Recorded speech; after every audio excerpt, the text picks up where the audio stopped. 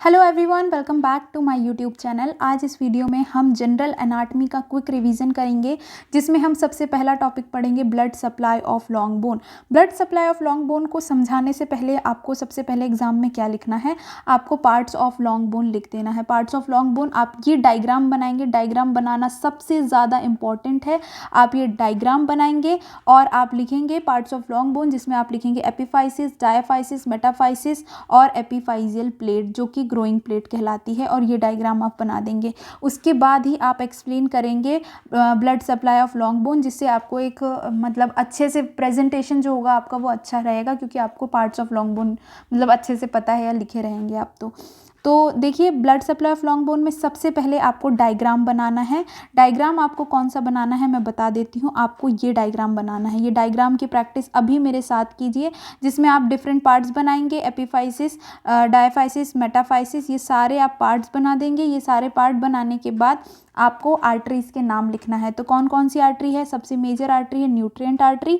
ये obliquely nutrient foramen से अंदर आती है, असेंडिंग पार्ट और डिसेंडिंग पार्ट में डिवाइड होती है। फिर उसके बाद hair pin loop like structure बना लेती है। ये आप लिखेंगे। और ये बोन के अंदर, बोन के आउटर पार्ट में होता है कॉर्टेक्स और बोन के अंदर होता है मेड्यूला। तो ये मेड्यूला को सप्लाई करती है और कॉर्टेक्स के कुछ पार्ट को सप्लाई करती है। ठीक है, तो ये न्यूट्रिएंट आर्टरी के बारे में आप लोगों को लिख देना है। न्यूट्रिएंट आर्टरी आपकी पहली आर्टरी हो गई। फिर उसके बाद आप लिखेंगे मेटाफाइजियल आर्टरी के बारे में, और उसके बाद लिखेंगे एपिफाइजियल आर्टरी के बारे में, और उसके बाद लिखेंगे पेरियोस्टियल आर्टरी के बारे में। तो देखिए, एक बार मैं आप लोगों को पढ़ के बता देती हूँ न्यूट्रिएंट आर्टरी के बारे में आपको क्या क्या लिखना है। तो जो न्यूट्रिएंट आर्टरी होती है ये टॉर्चुअस होती है and enters the middle of the shaft through the nutrient foramen. ठीक है, जैसे मैंने अभी बताया, न्यूट्रिएंट फोरामेन के थ्रू एंटर करती है, ऑब्लिकली रन करती है through cortex into medullary cavity. Cortex से मेड्यूलरी कैविटी में ऑब्लिकली रन करती है, डिवाइड करती है into ascending and descending branch.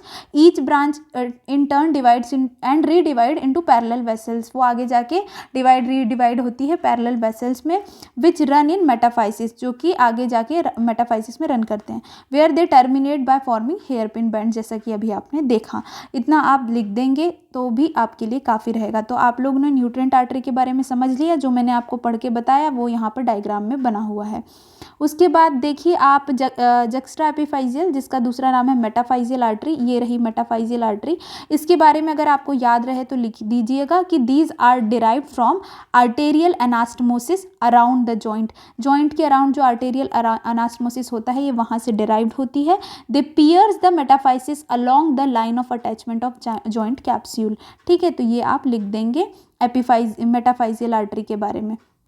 Okay, उसके बाद आप लोगों को लिखना है मेटाफाइजियल आर्टरी के बाद में एपिफाइजियल आर्टरी। ये रही epiphyseal artery. These are derived from peri articular vascular arcades founds on non articular bony surface and enters the bone distal to epiphyseal cartilage. याद रही तो लिखिएगा, अदरवाइज आप नाम लिख दीजिएगा। उसके बाद लास्ट है periosteal artery. Periosteal artery, these ramify beneath the periosteum यहाँ पर and supply the outer 2/3 of the cortex. Okay, तो ये आप लोगों ने लिख दिया blood supply of long bone के बारे में। आप लोगों को समझ आ गया होगा। ये क्विक रिवीजन था, इसीलिए मैं डिटेल में आप लोगों को नहीं समझा सकती। मैं आप लोगों को यही बोलना चाहूँगी कि blood supply of long bone का क्वेश्चन आता है तो आप सबसे पहले ये डायग्राम बनाइएगा, उसके बाद आप ये डायग्राम बनाइएगा, उसके बाद ही टाइम बचने के बाद ही आप सारा डिटेल में लिखिएगा। बाकी ये अगर नाम ही आप लिख देते हैं तो आप लोगों को इसमें नंबर मिल जाएंगे। Thank you so much for watching this video. Bye bye.